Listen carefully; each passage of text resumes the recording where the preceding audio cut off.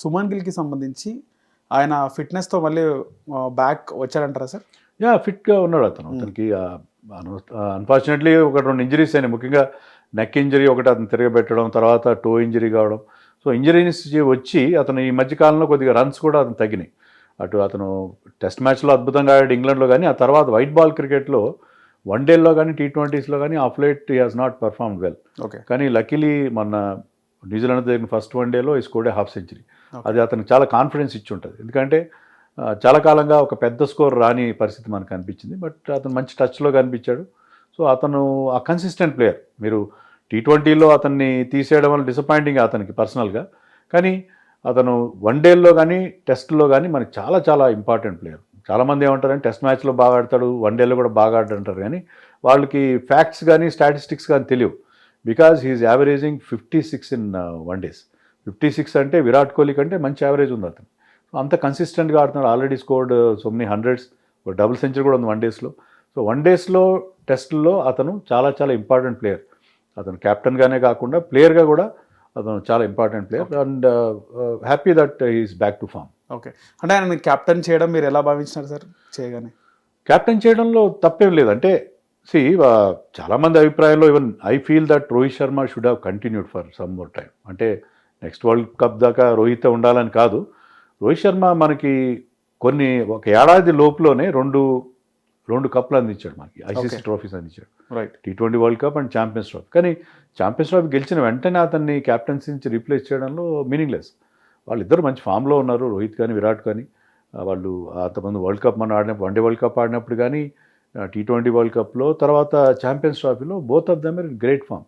అంటే అప్పుడు అతని నుంచి క్యాప్టెన్సీ అర్జెంటుగా లాగాల్సిన అవసరం లేదు. ఎందుకంటే one day world cup is 2 years away. So మనకి 2 ట్రోఫీలు అందించిన, మనకి లాంగ్ గ్యాప్ తర్వాత 13 ఏళ్ల తర్వాత 2 ట్రోఫీలు అందించిన క్యాప్టెన్ని మరి కొంతకాలం కంటిన్యూ చేయాల్సింది. అలా చేయకుండా అతన్ని క్యాప్టెన్సీని తీయడం అనేది చాలా అన్యాయం.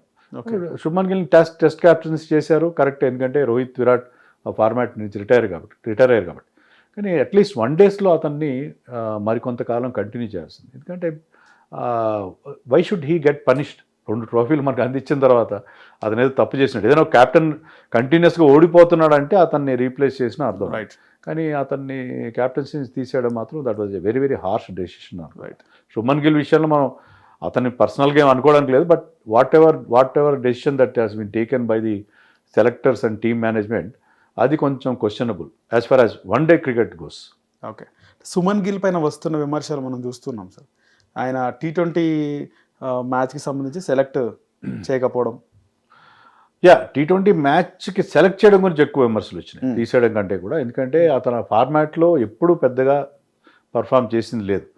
IPLలో బాగా ఆడతాడు. ఈవెన్ లాస్ట్ IPLలో కూడా హ్యాడ్ వెరీ గుడ్ IPL. కానీ ఇంటర్నేషనల్ లెవెల్లో T20లో అతను ఎప్పుడు బాగా ఆడలేదు. సో అతన్ని బలవంతంగా టీంలో చేర్చి అతను వైస్ క్యాప్టెన్సీ ఇవ్వడం వల్ల టీం బ్యాలెన్స్ కూడా దెబ్బతింది. మనకి సంజు శాంసన్ అంత బాగా పర్ఫామ్ చేసి సంజు శాంసన్ని పక్కన పెట్టేశారు.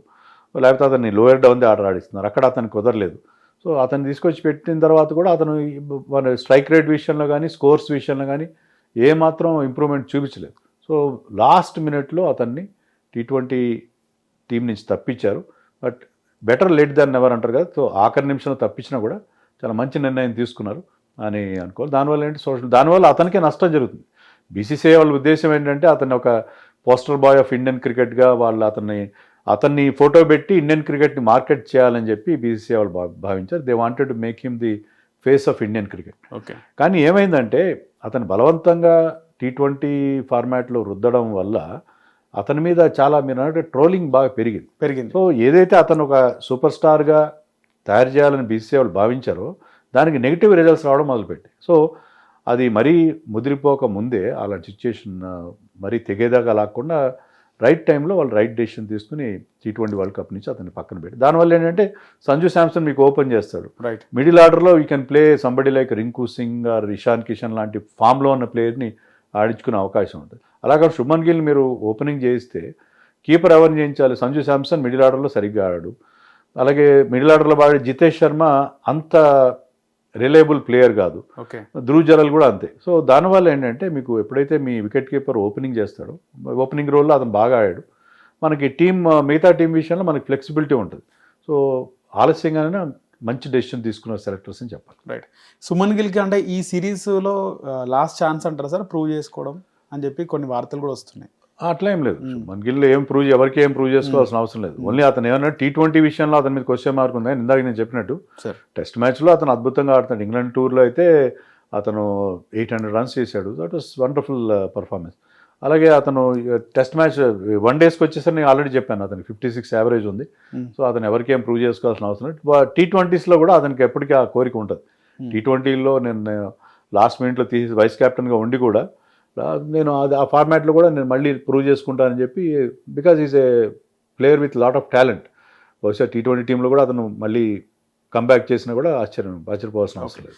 ఇవన్నీ ట్రోలింగ్ కొంతమంది క్రియేట్ చేస్తారంటారా సార్ ఈ సోషల్ మీడియా ఇన్స్టాలో ఇలా ప్లేయర్స్ పైన ట్రోలింగ్ అని రకరకాల వీడియోస్? ఒకటి నరేష్, ఇప్పుడు ఎలా అయిపోయిందంటే ఈ ట్రోలింగ్ కానీ లేకపోతే సోషల్ మీడియాలో వచ్చే ఏ ఫీలింగ్ అయినా, సోషల్ మీడియాలో ఏదైనా వైరల్ అయిందంటే అది నిజంగా వైరల్ అయిందా లేదా దాన్ని ఆ రకంగా సృష్టిస్తున్నారు. అది స్పోర్ట్సే కావచ్చు, మరే ఫీల్డ్ అయినా కావచ్చు. ఎందుకంటే ఇప్పుడు స్పోర్ట్స్లో కూడా మనం చూసుకుంటే ఈ టాప్ క్రికెటర్స్ అందరికీ ఒక పిఆర్ టీమ్స్ ఉంటాయి. ఎలా అయితే పొలిటికల్ పార్టీస్కి పిఆర్ టీమ్స్ ఉంటాయో, సెలబ్రిటీస్ వాళ్ళకి ఒక సోషల్ మీడియా యూనిట్ ఉంటుంది, ఒక పిఆర్ టీం ఉంటుంది.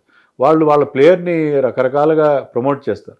అలాగే ఇన్ఫ్లుయెన్సర్స్కి డబ్బులు ఇచ్చి వాళ్ళ ప్లేయర్ని ప్రమోట్ చేయించుకుంటారు. ఇలా రకరకాలుగా ఎలాగైతే ఒక ప్రోడక్ట్ని ప్రమోషన్ చేస్తారో ఆ రకంగా ప్లేయర్స్ని కూడా వాళ్ళు ప్రమోట్ చేసుకుంటున్నారు. వాళ్ళు తమను తాము ప్రమోట్ చేసుకోవడంతో పాటు తమకి ఎవరైతే రైవల్గా ఉన్నారో ఆ ప్లేయర్ మీద బురద జల్లే ప్రయత్నం కూడా చేస్తారు. సో సోషల్ మీడియాని అందుకే మనం we have to take it with a pinch of salt. Social మీడియాలో వచ్చే వార్తలు కానీ, సోషల్ మీడియాలో వచ్చే ట్రోలింగ్ కానీ, దాన్ని మనం ఆ ఫేస్ ఆఫ్ ఇట్ తీసుకోవడానికి, ఫేస్ వాల్యూలో తీసుకోవడానికి వీల్లేదు. దాన్ని మనం వేరే దాంతో క్రాస్ చెక్ చేసుకోవాలి. నిజంగా అలా ఉందా, నిజంగా అలా జరుగుతుందా, మెయిన్ స్ట్రీమ్ మీడియాలో కూడా ఇది ఉందా అనేది కూడా చూసుకోవాలి. చూసుకొని మన ఫ్యాక్ట్స్ మనమే జడ్జ్ చేసుకోవాలి. అంతే తప్ప సోషల్ మీడియాలో ఒక ప్లేయర్ని చాలా క్యారెక్టర్ అసాసినేషన్ జరుగుతూ ఉంది. చాలా సందర్భాల్లో ఒక ప్లేయర్ని పూర్తిగా డౌన్ చేయడం మనం కేఎల్ రాహుల్ విషయంలో చూసాం. కేఎల్ రాహుల్ని ఒకప్పుడు, ఎందుకంటే అతను సాఫ్ట్ టార్గెట్గా ఉండేవాడు, ప్రతిసారి అతన్ని ఏది వచ్చినా సరే కేఎల్ రాహుల్ ఉంటే మనం ఓడిపోతాం, కేఎల్ రాహుల్ టీంలో తీసేస్తే గెలుస్తాం అన్నట్టుగా రకరకాలుగా వాట్సాప్లో కానీ అంటే కీబోర్డ్లో కనబడేలా కొన్ని వీడియోస్ కూడా క్రియేట్ చేస్తారు. దాంట్లో దాన్ని అవుట్ ఆఫ్ కాంటెక్స్ట్ తీసుకొచ్చి వాళ్ళ కామెంట్లు తీసుకొచ్చి పెట్టడం. అలాగా ఒక ప్లేయర్ని ఏ రకంగా మనం ఇబ్బంది పెట్టచ్చు, ఒక పలానా ఎంపైర్ ఉంటే ఓడిపోతాం, అదొక మీమ్ క్రియేట్ చేస్తారు. పలానా ప్లేయర్ బాగా ఆడితే ఓడిపోతాం, పిచ్ బాగా ఆడితే ఓడిపోతాం. అలా ఏంటంటే కొన్ని సందర్భాలు జరుగుతాయి, కొన్ని కాకతాళీయంగా జరిగే విషయాలు ఉంటాయి. దాన్ని ఘోరంతలు కొండలు చేసి సోషల్ మీడియాలో చూపిస్తారు. దాన్ని మనం ఎప్పుడు ఫేస్ వాల్యూలు తీసుకోవడానికి వీల్లేదు. సో ఎందుకంటే నేను చెప్పినట్టుగా చాలా క్యాంపెయిన్ జరుగుతూ ఉంది. పిఆర్ టీమ్స్ అనేవి they are very very active. ఆ విషయంలో మనం ముఖ్యంగా ప్లేయర్స్ని జడ్జ్ చేయడం విషయంలో, ఒక ప్లేయర్ని విమర్శించే విషయం ముందు ఇవన్నీ కూడా దృష్టిలో పెట్టుకోవాల్సింది. ఇప్పుడు హర్షిత్ రాణా విషయమే తీసుకోండి. హర్షిత్ రాణా కూడా విపరీతంగా ట్రోలింగ్ గురయ్యాడు. ఎందుకంటే అతను ప్యాంపర్ చేస్తున్నారు, గౌతమ్ గంభీర్ మనిషి అతను. Even somebody like Krishnamachari Srikanth, అతను ఇండియా క్యాప్టెన్ చేశాడు, చీఫ్ సెలెక్టర్. అతను కూడా ఏమన్నాడంటే గౌతమ్ గంభీర్ ప్రతి దాంట్లో హర్షిత్ రాణా ఎలా పెడతాడు ఏంటిది అని చెప్పి చాలా రఫ్గా అతను కామెంట్ చేశాడు. ఓకే. కానీ ఇప్పుడు హర్షిత్ రాణా మొన్న న్యూజిలాండ్తో జరిగిన వన్డేలో కీలకమైన వికెట్లు తీశాడు. లాస్ట్లో ఆ చేజ్ని అతను రాహుల్తో కలిసి బాగా ఫినిష్ చేశాడు. సో ఒక ఆల్రౌండర్గా ఎదిగి వస్తున్నాడు. సో నిజంగా అతను అప్రిషియేట్ చేయాలి. ఎందుకంటే అతనికి విపరీతమైన ట్రోలింగ్ గురవుతున్నా సరే అవన్నీ కూడా పక్కన పెట్టి, అవుట్ సైడ్ నాయిస్ పక్కన పెట్టి హీ హాస్ బిన్ పర్ఫార్మింగ్. వన్డేల్లో కానీ T20లో బాగా పర్ఫామ్ చేస్తున్నాడు. మనకు కావాల్సినది అదే కదా, మనం కోరుకునేది ఏంటంటే ఒక ఫాస్ట్ బౌలర్, బ్యాటింగ్ కూడా బాగా చేయగలగాలి. అతనికి అన్నీ ఉన్నాయి. అతని దగ్గర పేస్ ఉంది, మంచి హైట్ ఉంది, and is very strongly built. So అతను న్యూ బాల్తో బౌలింగ్ వేస్తాడు, ఓల్డ్ బాల్తో కూడా బౌలింగ్ వేస్తాడు. మంచి స్లోయర్ వన్స్ ఉన్నాయి అతని దగ్గర, డెత్లో కూడా మంచి బౌలింగ్ వేయగలడు, బ్యాటింగ్ కూడా బాగా చేస్తున్నాడు. సో ఒక ఆల్రౌండర్గా అతను ఎదిగి వస్తున్నాడు. ట్రోలింగ్ చేస్తుంటే నిజంగా అదంతా తట్టుకొని అతను రావడం అనేది నిజంగా it's a great thing. Right. నిజంగా గౌతమ్ గంభీర్ ఇంకా ఆ విధంగా జలాయిస్తున్నాడా సార్? అంటే ఆయన అనుకున్నది జరగాల సెలక్షన్లో కానీ, ఆయన అనుకున్న వాళ్ళే జరగబోయే మ్యాచెస్లో ఉండాలా? ఇది కూడా మనం ఏంటంటే అంతా గౌతమ్ గంభీరే అతను ఒక డిక్టేటర్గా మారిపోయాడు, అతని మాట శాసనం అయిపోయిందని మనం అనుకోవడానికి కూడా లేదు. యాక్చువల్గా ఏంటంటే అతనికి మామూలు కంటే ఎక్కువ పవర్స్ ఉన్న మాట అయితే ఒక వాస్తవం.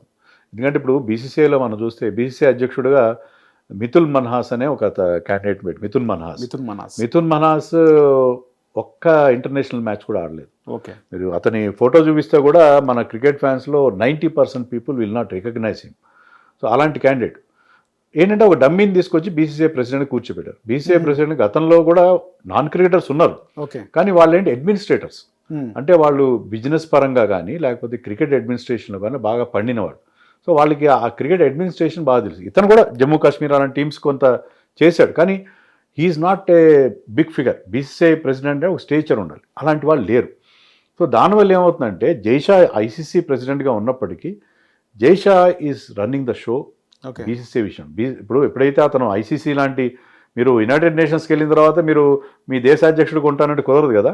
అదే రకంగా ఐసీసీకి వెళ్ళిన తర్వాత జైషాకి ఇక్కడ డైరెక్ట్ ఇన్వాల్వ్మెంట్ ఉండదు, కానీ ఇండైరెక్ట్గా he's the de facto president of BCCI అనడానికి మనకు ఉదాహరణ. సో నిర్ణయాలు తీసుకునేది గౌతమ్ గంభీరో లేకపోతే అగార్కరో కాదు, ఒక కోర్ గ్రూప్ ఉంటుంది. దాంట్లో జైషా ఉంటాడు, గంభీర్ ఉంటాడు, అగార్కర్ ఉంటాడు, ఇంకా కొంతమంది మనకు కనబడిన పెద్దలు రాజీవ్ శుక్లా లాంటి వాళ్ళు కొంతమంది ఉంటారు, ఈవెన్ ధుమాల్ ఇలాంటి వాళ్ళందరూ ఉంటారు. వీళ్ళు ఏంటంటే వీళ్ళందరూ కలిసి ఇండియన్ క్రికెట్ గురించి నిర్ణయాలు తీసుకుంటారు. దాంట్లో జైషా రోల్ కానీ గంభీర్ రోల్ కానీ కాస్త ఎక్కువ ఉండొచ్చు. సో పూర్తిగా మనం గంభీర్ అయినా అనుకోవడం లేదు. ముఖ్యంగా గంభీర్ ఇప్పుడు కొంచెం డిఫెన్స్లో ఉంటాడు, ఎందుకంటే టెస్ట్ టీంలో టెస్ట్ పర్ఫార్మెన్స్ ఏమాత్రం బాగాలేదు.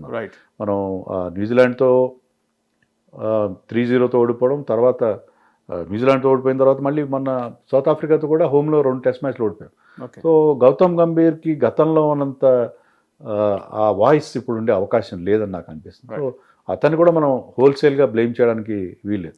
ఒకటేంటంటే అతను తీసుకునే నిర్ణయాలు, అతను కానీ అసలు టీం పరంగా తీసుకునే నిర్ణయాలు కానీ ఇప్పటికి కొన్ని డౌట్ఫుల్గానే మనకి కనిపిస్తూనే ఉన్నాయి. Right sir. అలాగే శ్రేయస్ అయ్యర్ ఇంజురీ తర్వాత మళ్ళీ వైస్ కెప్టెన్గా ఆయన ఫామ్ ఎలా ఉందంటారు సార్?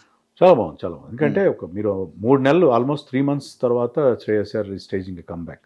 అయినా కూడా అతను డొమెస్టిక్లో ఆడిన 2 మ్యాచ్ల్లో విజయ్ హజారాలో రన్స్ కొట్టాడు. అలాగే ఇంటర్నేషనల్ క్రికెట్కి వచ్చి రావడంతోనే he's played an important innings. అతను 50 కంప్లీట్ చేయలేదు, రాంగ్ టైంలో అవుట్ అయ్యాడు. అది జరుగుతుంది ఈ వైట్ బాల్ క్రికెట్లో, కొన్నిసార్లు you have to take some chances. But still అతను ఒక లాంగ్ గ్యాప్ తర్వాత వచ్చి, ఎందుకంటే అంత గ్యాప్ తర్వాత వచ్చినప్పుడు కొద్దిగా మీరు ఆ మ్యాచ్ సిచ్యువేషన్కి అలవాటు పడడానికి కొంచెం టైం పడుతుంది. కానీ ఆ టైం తీసుకోకుండా ఈజ్ వన్స్ అగైన్ అతనికి ఎప్పుడెప్పుడు అవకాశాలు ఇచ్చినా అతను ప్రూవ్ చేసుకున్నాడు. సో అతను వైస్ కెప్టెన్సీ చేయడం కూడా చాలా మంచి నిర్ణయం, ఎందుకంటే is probably the one of the best captains. మనం డొమెస్టిక్లో చూస్తే ఐపీఎల్ పరంగా చూస్తే అతను ఐపీఎల్లో ఇచ్చిన రిజల్ట్స్ మిరాక్యులస్ రిజల్ట్స్ ఇచ్చాడు. సో అతన్ని ఫ్యూచర్ కెప్టెన్గా ఏ ఫార్మాట్లో అయినా అతన్ని గ్రూమ్ చేయడం అనేది చాలా అవసరం. అలాగే ఈ should have a regular place in test matches, home test matches and one day cricket. T20లో కూడా అతను ఏదో ఒక పాయింట్లో వరల్డ్ కప్ తర్వాత మళ్ళీ కంబ్యాక్ అవుతాడని నేను ఎక్స్పెక్ట్ చేస్తాను, ఎందుకంటే అతను స్పిన్ బాగా ఆడతాడు. మన ఇప్పుడు వస్తున్న ప్రజెంట్ ఇండియన్ టీంలో మనకు వస్తున్న మేజర్ ప్రాబ్లం ఏంటంటే most of the players are not playing spin well. But Shreyas అయ్యర్కి ఉన్న యూఎస్పీ ఏంటంటే he play spin very well. So అందుకని అతన్ని మళ్ళీ ఎక్కువగా అన్ని ఫార్మాట్స్లో ఆడిస్తే బాగుంటుందని నేను అనుకుంటున్నాను. హిట్ టీవీ యాప్, ఇందులో short news, live news, entertainment shows, movies, digital magazines తో పాటు మీ జిల్లా వార్తలను కూడా ఫ్రీగా చూడొచ్చు. ఇంకెందుకు ఆలస్యం, వెంటనే హిట్ టీవీ యాప్ ని డౌన్లోడ్ చేసుకుని ఫ్రీగా ఎంటర్టైన్మెంట్ పొందండి. Hit TV app, hit TV app, please download hit TV app. Hit TV యాప్ని ఫ్రీగా డౌన్లోడ్ చేసుకొని ఎంజాయ్ చేయండి. మీకు నచ్చిన ఎంటర్టైన్మెంట్ కోసం హిట్ టీవీ యాప్ ని ఫ్రీగా డౌన్లోడ్ చేసుకుని ఎంజాయ్ చేయండి. హిట్ టీవీ యాప్ ని డౌన్లోడ్ చేసుకుని ఆస్వాదించండి, ఆశీర్వదించండి. ఇంతమంది సెలబ్రిటీలు హిట్ టీవీ యాప్ ని డౌన్లోడ్ చేసుకోండి అని చెప్తున్నారంటే ఎంత మంచి యాప్ ఆలోచించండి. అమెరికా అమెరికా అమెరికా అమెరికాలో చదవాలనుకునే వాళ్ళకి విశ్వసనీయమైన పేరు మన శౌర్య కన్సల్టెన్సీ. UK లో 1 year masters, UK లో 1 year masters, 2 years work permit up to 5 years visa. Contact Saurya Consultancy. Contact 89851 89851.